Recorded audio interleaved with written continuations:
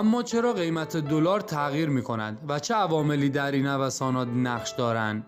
ما اینجاییم تا به شما توضیح بدیم که چرا قیمت ارز در کشور ما افزایش پیدا می‌کند.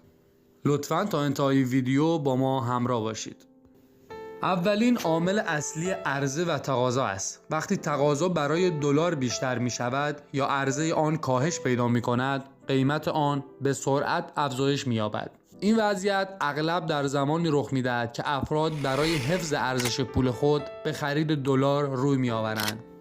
همچنین وقتی تورم افزایش می یابد و نقدینگی در اقتصاد زیاد می شود، ارزش پول ملی کاهش می یابد و این باعث می شود دلار گرانتر شود.